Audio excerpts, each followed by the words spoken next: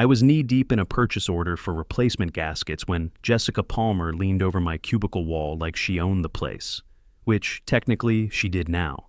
"Hey, Austin, I need you to handle whatever's happening with Mackenzie Hydraulics. They're being difficult again." Difficult. That's what she called a 20-year supplier relationship that kept our production lines running. You know how some people think procurement is just ordering stuff from catalogs? Yeah, Jessica was one of those people. I'm Austin Cross, by the way. 48 years old, been doing procurement at Apex Industrial Solutions for 22 years. Started here when fax machines were still a thing, and handshake deals actually meant something. Maybe you've worked with guys like me, the ones who know every supplier's phone number by heart and can get emergency parts delivered on Christmas morning if you really need them. I nodded, scribbled Jessica's request down, and quietly called George Mackenzie up in Toronto. Took me 15 minutes to sort out what her difficulty really was. A delayed shipment because their main transport truck had broken down on Highway 401. One phone call to a backup carrier I knew from my oil field days in Midland, and the hydraulics were back on schedule. Problem solved. Jessica would later tell the board it was her aggressive vendor management strategy that got things moving. That was my life. The guy who actually fixed things while someone else took credit. I'd been doing this dance so long I could waltz in my sleep. See, here's the thing about industrial procurement, and maybe you know this if you've worked in manufacturing. It's not sexy.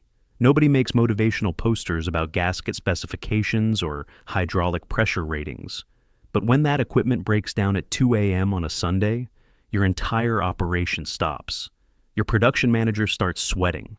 Your customers start calling, and that's when they remember guys like me exist.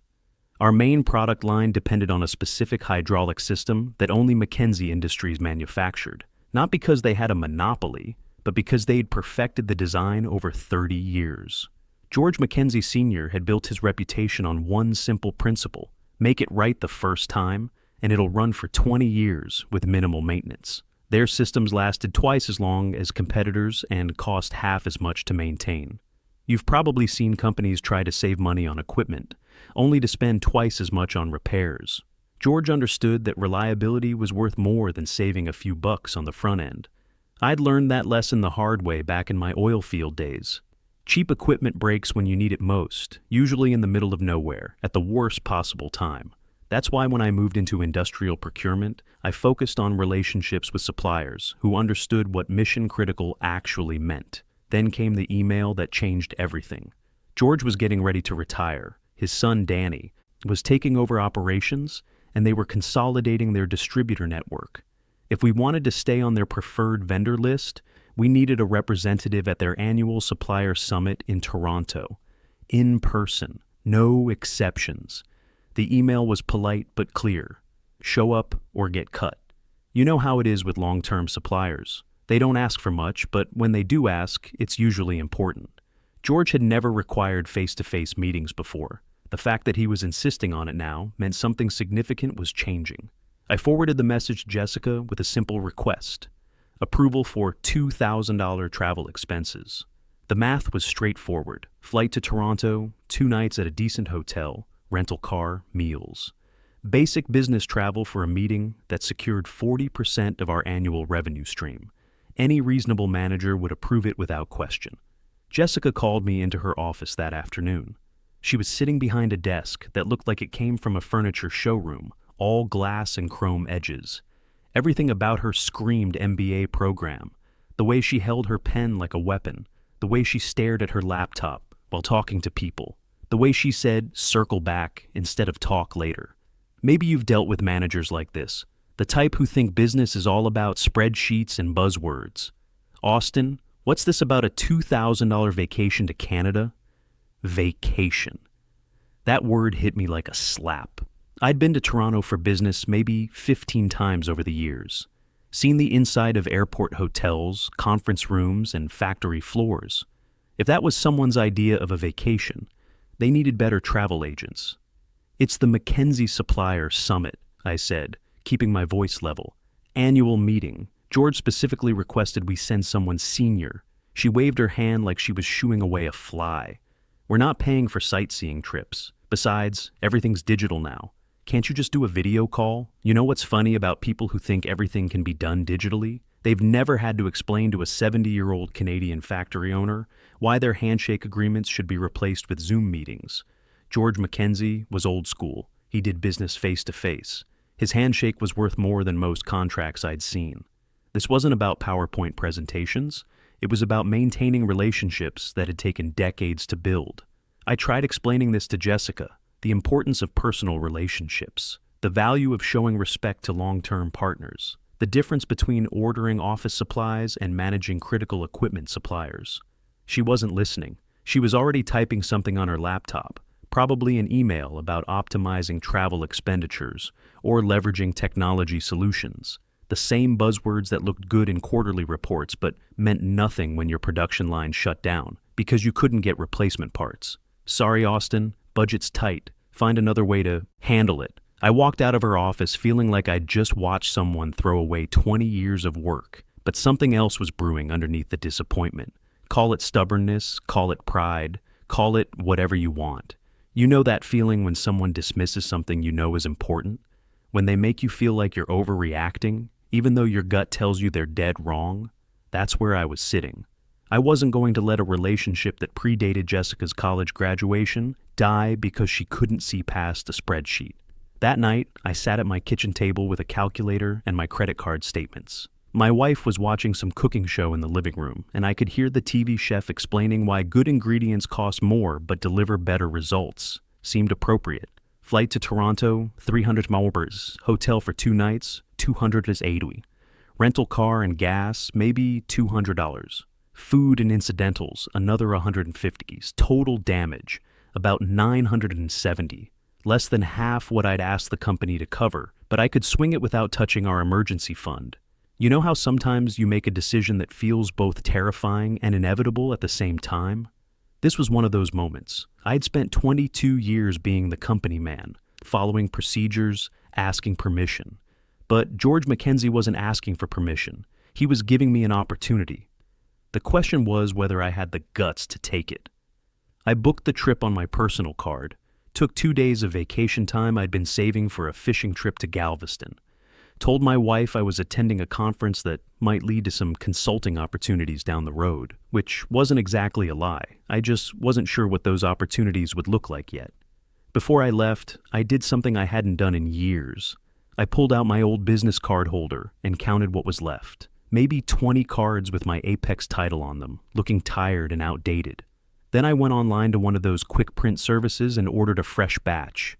Same name, same phone number, but now the title read Independent Procurement Consultant and the company line was blank. Sometimes you have to dress for the job you want, right? The flight to Toronto was one of those regional jets where tall guys like me spend 2 hours with their knees jammed against the seat in front, surrounded by business travelers who looked as thrilled as I felt about Monday morning flights. But once I checked into the hotel and saw the familiar Toronto skyline, something shifted. This wasn't Apex's trip anymore. This was mine. Maybe you've had that moment when you realize you're not just representing your company, you're representing yourself. It's liberating and terrifying at the same time. The Supplier Summit was held in a conference center that looked like every other conference center: beige walls, harsh fluorescent lighting, and coffee that could strip paint off a pickup truck. But George Mackenzie was there, and that's what mattered. You could spot him from across the room. Still had that bearing that came from 40 years of building something from nothing. I hadn't seen him in person for maybe 3 years. He looked older, grayer around the edges, but his grip was still firm when we shook hands. You know how some handshakes tell you everything you need to know about a person? George's still said solid, reliable, trustworthy. Austin, didn't expect to see you here. Thought Apex might skip this year like they did last year's quality review meeting. That stung. I hadn't known they'd skip meetings. Jessica had never mentioned it, probably didn't even know it happened. How do you manage vendor relationships when you don't even know what meetings you're missing? Wouldn't miss it, I said. Some relationships are worth the investment. George smiled at that, the kind of smile that said he understood exactly what I meant. We spent the morning session catching up, talking shop, reminiscing about that time in 2015 when Hurricane Harvey knocked out power to his plant, and I helped coordinate emergency generators from 3 different states to keep his production running. Took 48 hours of phone calls and calling in favors. But we kept his lines operational while half of Texas was underwater. George never forgot favors like that. That's the thing about old-school businessmen. They remember who showed up when times got tough. During lunch, he introduced me to his son, Danny. Kid was sharp, engineering degree from University of Toronto, 5 years learning the business from the ground up. But what impressed me was how he listened when George talked about the old days. Too many young executives think experience is just old guys telling war stories. Danny understood it was education. Dad's told me about the hurricane thing, Danny said. How you got those generators shipped overnight on a weekend when everyone else said it was impossible. Said it saved us about $200,000 in downtime costs. I shrugged. Just knew who to call. When you've been around long enough, you build a network of people who can make things happen. That's exactly what we need more of, George jumped in. People who know who to call. These days, everyone wants to do everything through procurement portals and automated systems. Fill out forms, submit requests, wait for approvals. But when things go wrong, you need relationships. You need people who answer their phones at midnight because they know you wouldn't call unless it was important.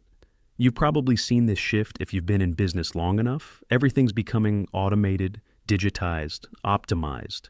But you can't automate trust. You can't digitize 20 years of proving you're reliable. And you sure as hell can't optimize your way out of an emergency when the regular supply chain breaks down. After lunch, George pulled me aside. We walked out to the hotel's courtyard, where the Toronto skyline stretched out beyond a small garden area. The air smelled like traffic and possibility, if possibility has a smell. Austin, I'm going to be straight with you. We're changing how we do business in the States. My stomach dropped. Here it was, the conversation I'd been dreading. You know that moment when you think you're going to a friendly meeting and it turns into a pink slip conversation? That's what this felt like. Danny's convinced me we need fewer distributors, not more. Instead of selling through 12 different companies, we want to work with maybe 3 or 4 exclusive partners. I nodded, trying to keep my expression neutral. This was how companies politely told you that 20 years of partnership was ending. I'd seen it happen to other suppliers, the gradual consolidation, the efficiency improvements, the regretful phone calls explaining why your services were no longer needed. The thing is, George continued, looking out at the city, we want those partners to be people we trust, people who understand our business, people who have been there when we needed them.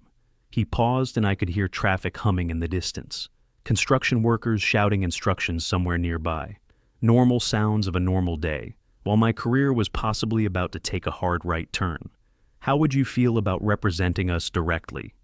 Not Apex, you personally. Exclusive distribution rights for hydraulic systems in Texas, Oklahoma, and Louisiana. The world tilted sideways. You know that feeling when someone offers you something you didn't even know you wanted? Cars kept moving on the street below. People kept walking past the courtyard. But something fundamental had just shifted. And I was the only one who felt it. I'm not a distributor, I said slowly. I don't have warehouse space or a sales team or any of the infrastructure you'd expect. You've got something better, George said. You've got credibility. Every contractor in the oil patch knows your name. Half the plant managers in Texas have your cell phone number. You think they care about fancy offices and corporate headquarters when their equipment breaks down? He pulled out a manila folder and handed it to me. Inside was a draft agreement. Nothing binding, just a framework. But the numbers were real. Exclusive distribution rights, 25% markup on wholesale prices, estimated annual revenue based on historical sales data in my territory. I stared at figures that represented more money than I'd made in salary over the past 3 years combined. Maybe you've had someone offer to bet on you when you weren't even sure you wanted to bet on yourself. It's overwhelming and exciting and terrifying all at once. I need to think about it, I said, which was the understatement of the decade. This wasn't just about leaving Apex. This was about risking everything on relationships I'd spent 2 decades building. What if I was wrong? What if customers wouldn't work with me directly? What if I couldn't handle the business side of things? George nodded like he expected that. Response: take your time. But Danny and I are flying to Houston next month to visit some potential partners. If you're interested, we'd like you to set up those meetings. As our representative, not Apex's. That night, I sat in my hotel room staring at the Toronto skyline and thinking about the last 22 years. All those late-night phone calls when equipment failed. All those emergency shipments I'd coordinated.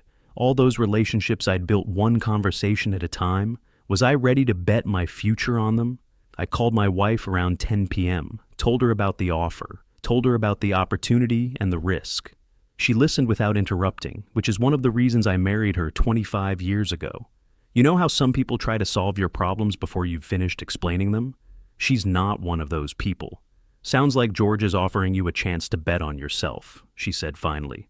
Yeah, but what if I'm wrong? What if this fails? What if I can't make it work? Then you'll be 48 years old with 22 years of experience in procurement. Worst case, you find another job. Best case, you become your own boss doing what you're already good at. She was right, of course. The risk wasn't as big as it felt in my head. The relationships were real. The market was there. And honestly, working for Jessica was slowly killing whatever passion I had left for the business. Maybe it was time to find out what I could accomplish when I wasn't spending half my energy navigating corporate politics. I called George the next morning and told him yes. The flight home felt different. Same cramped seat. Same overpriced airport coffee. But I wasn't the same person who'd flown up 2 days earlier. That guy was Apex's senior procurement specialist. This guy was about to become something else entirely.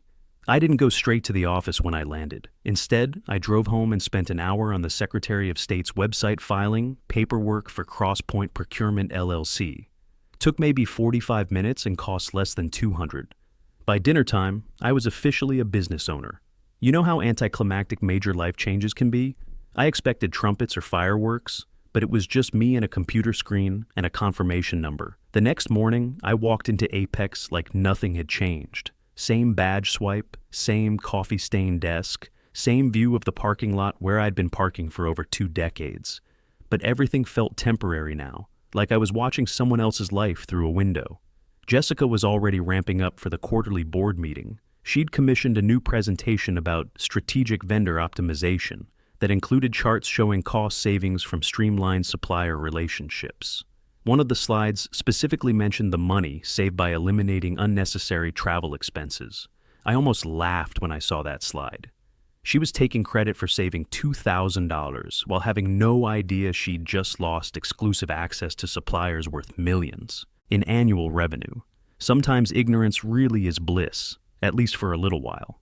The board meeting was scheduled for the following Tuesday. Same conference room where I'd sat through dozens of presentations about efficiency improvements and cost reduction initiatives. This time felt different because I knew it would be my last. Jessica opened with her usual performance about quarterly metrics and operational excellence. She clicked through slides showing improved vendor response times and reduced procurement costs. Everything looked great on paper, which was the only place Jessica's strategies actually worked. You know how some presentations make you feel like you're watching someone congratulate themselves for breathing? This was one of those. Then she got to the slide about McKenzie Hydraulics. Solid partnership, she announced to the room full of executives. Locked in pricing, guaranteed delivery schedules. This relationship represents the kind of long-term stability we're building across our entire vendor network. That's when my phone buzzed. Text message from George McKenzie. Documents ready for signature. Can you pick them up tomorrow? I looked around the conference room. Nobody had any idea what was coming. They were all nodding along with Jessica's presentation, impressed by charts that would be worthless in about 24 hours. You ever been in a room where you're the only one who knows the building's about to come down? It's a strange feeling. The meeting ended with the usual congratulations and back-patting. Jessica had delivered another flawless quarterly report. Everyone felt good about the direction the company was heading. I sat there thinking about how different this room would feel tomorrow. I walked back to my desk and typed out my resignation letter. 2 paragraphs, professional, but not warm. Effective immediately, standard 2-week notice waived due to personal circumstances. I printed it out and put it in an envelope with my badge and company credit card. 22 years reduced to a manila envelope and a box of personal items.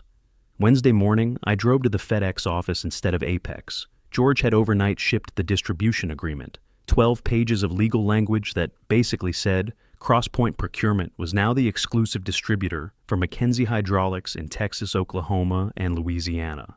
I signed it at the FedEx counter, right there between someone shipping Christmas presents and a woman mailing insurance documents. No ceremony, no witnesses, just my signature on a contract that changed everything. Sometimes the biggest moments in your life happen in the most ordinary places. Then I drove to Apex and walked straight to Jessica's office. She was on a conference call about vendor performance metrics, speaking in the kind of corporate jargon that sounds important but means nothing. You know the type, lots of synergistic optimization and strategic alignment initiatives. I knocked on her doorframe and held up the envelope with my resignation. She looked confused, then annoyed, like I was interrupting something important.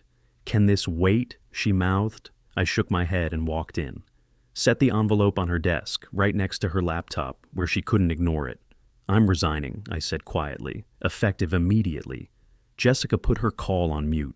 "What? Why? Is this about the travel thing? Because we can revisit that budget if you've got a solid business case." "Too late for that," I said. Mackenzie Hydraulics just signed an exclusive distribution agreement with my new company. All future orders go through CrossPoint Procurement. The color drained from her face like someone had pulled a plug. "That's not possible. We have a contract with them." "Had," I corrected. "Past tense. Check your email in about an hour. George is sending formal notification of contract termination." Jessica stood up so fast her chair rolled backward into the wall. "You can't do this. This is sabotage. It's unethical." "It's business," I said. "Same business you didn't think was worth $2,000 in travel expenses." I pulled out a folder and placed it next to my resignation letter. Inside was a price list for Mackenzie Hydraulic Systems, effective immediately. Same products they'd been buying for years, but now the prices were different. $8,400 per unit instead of $2,800. Payment terms changed from net 30 to cash on delivery. No volume discounts, no grandfather clauses. Jessica stared at the numbers like they might rearrange themselves into something more reasonable. Maybe you've seen someone's worldview collapse in real time. "It's not pretty." "This is insane," she said. "We can't pay these prices. It'll kill our margins." "Then find another supplier," I suggested. "I'm sure there are plenty of companies that make hydraulic systems just as good as Mackenzie's." We both knew that wasn't true. Mackenzie had spent 30 years perfecting their design. Their closest competitor charged 40% more and had half the reliability. Jessica could shop around all she wanted, but she'd end up paying my prices or dealing with equipment failures that would cost even more. "How long?" she asked finally, her voice barely above a whisper. "How long what? How long do we have before our current inventory runs out?" I'd already done the math, naturally. Based on average usage, maybe 6 weeks. 8 if you ration carefully and delay some maintenance schedules. Jessica sank back into her chair. 6 weeks to find alternative suppliers, negotiate new contracts, and retool their entire production schedule around different equipment specifications. Or 6 weeks to swallow her pride and place orders through CrossPoint Procurement. "You planned this," she said, accusation heavy in her voice. "I reacted to it," I corrected. "You made the decision when you called a 20-year supplier relationship unnecessary travel expenses." I turned to leave, then stopped at the door. Sometimes you can't resist the perfect exit line. "Oh, and Jessica, when you place your first order with CrossPoint, there's a $500 processing fee for new accounts, industry standard for smaller clients." Smaller clients. That part felt particularly good to say. 6 weeks later, Jessica called. I let it go to voicemail the first 3 times, but eventually curiosity got the better of me. Her voice sounded strained, defeated. "Austin, we need those hydraulic systems. Our production manager says we're down to maybe 10 days of inventory." I called her back an hour later. Professional, courteous, but not warm. The order came through 2 days later. 12 hydraulic systems at $8,400 each, plus setup fees and expedited shipping charges. Total invoice, $102,300 for equipment that used to cost them $33,600, 3 times what they had paid before. Exactly what the title promised. That was 8 months ago. CrossPoint Procurement now handles orders from 6 companies.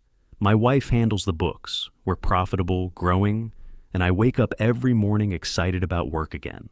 Sometimes the best revenge is just proving you were right all along.